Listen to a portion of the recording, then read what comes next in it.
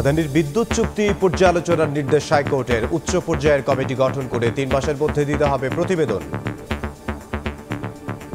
আন্তর্জাতিক চুক্তি বলেন আর দেশীয় চুক্তি বলেন, টার্মস এন্ড কন্ডিশনসগুলো ন্যায্যতা এবং সমতার ভিত্তিতে হবে। এখানে বাংলাদেশের স্বার্থ কোনোভাবেই রক্ষা করা হয় নাই, শুধুমাত্র আদানি গ্রুপের স্বার্থ রক্ষা করা হয়েছে বলে এইখানে প্রতীয়মান হয়েছে। আমদানিতে শুল্ক বাকি 5,000 কোটি টাকা, কর না দিয়ে আদানির বিদ্যুৎ আড়া চোরাচালানের সমতুল্য মন্তব্য কাস্টমস গোয়েন্দার।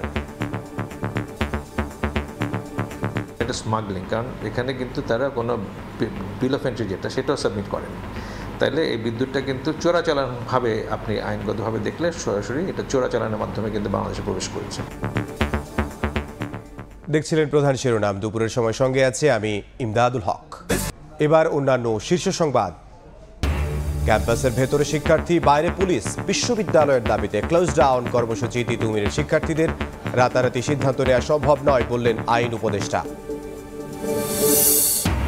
অনির্বাচিত সরকারের ভিন্ন দিকে যাওয়ার ভয় মির্জা ফখরুলের। নির্বাচনের দিনক্ষণ নয়, রোড ম্যাপ চায় বিএনপি। তরুণদের দল গঠনের উদ্যোগে নতুন আশা দেখছেন বিশ্লেষক। লাগামহীন দুর্নীতিতে বিপর্যস্ত সব খাত। কিছু ব্যাংক পুড়িয়ে চললেও বন্ধ হবে না কোনোটি, বললেন অর্থ উপদেষ্টা। খেলাপি আদায় ও সুশাসন ফেরাতে কাজ করছে টাস্ক ফোর্স।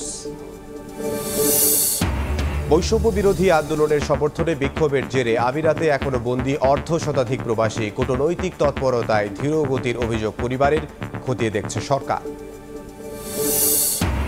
এবং নিউ মার্কেট থানার হত্যা মামলায় সাবেক মন্ত্রী কামরুল ইসলাম 8 দিন রিমান্ডে। আইন প্রতিমন্ত্রী থাকাকালে বিচার বিভাগকে নিজ স্বার্থে ব্যবহারের অভিযোগ আইনজীবীর।